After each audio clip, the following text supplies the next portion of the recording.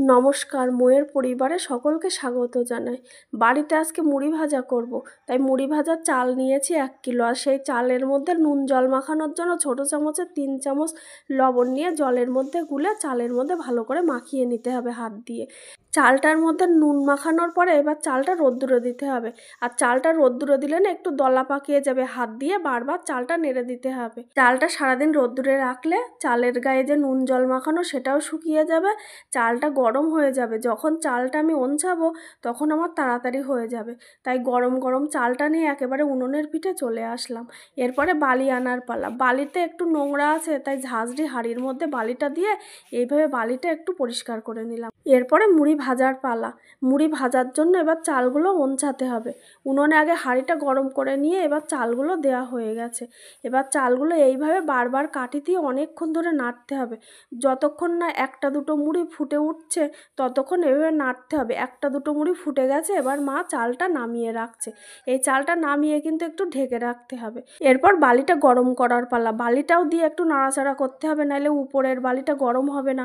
আর বালিটা গরম হলে তখন কাঠির মাথা দিয়ে ধোয়া বেরোবে, বুঝতে হবে যে বালিটা গরম হয়ে গেছে। এবার চালটা দিতে হবে।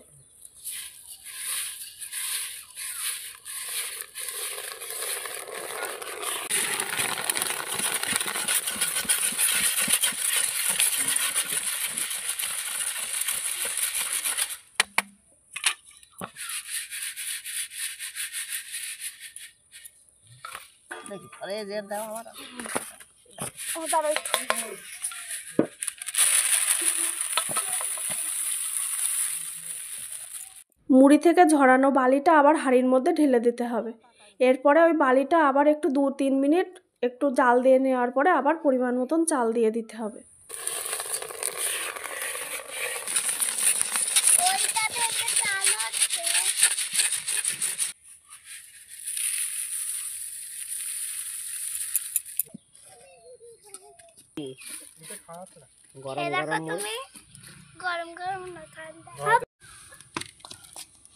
মুড়ি ভাজা কিন্তু একদমই কমপ্লিট। আর সবশেষে ঝাঁঝরি হাঁড়ির মধ্যে একটা ন্যাকড়া দিয়ে ঘষে মুড়ির বালিগুলো ঝরিয়ে নিলে একদম খাওয়ার জন্য তৈরি। খেতে কিন্তু দোকানের থেকেও বেশি টেস্টি। আর এই যে তারপরে মুড়ির সঙ্গে একটু গরম গরম চপ ভাজা করব। চলে গেলাম মোচা পাড়তে। মোচার চপ আর তার সঙ্গে গরম মুড়ি। মোচা গাছ থেকে পড়ার আগেই রেডি আছে মোচা কোড়ানোর জন্য। মোচা নিয়ে বাড়িতে চলে এসেছি, এসে মার কাছে দিলাম মোচাগুলো কাটার জন্য। আর মোচার ভিতরে যে শক্ত কাঠিগুলো ওইগুলো ফেলে দিয়ে মোচাটা কুচিয়ে দিচ্ছে মা সুন্দর করে। আর কি বলো তো, আমরা তো সবসময় দোকান থেকে মুড়ি কিনে খাই, আর একটু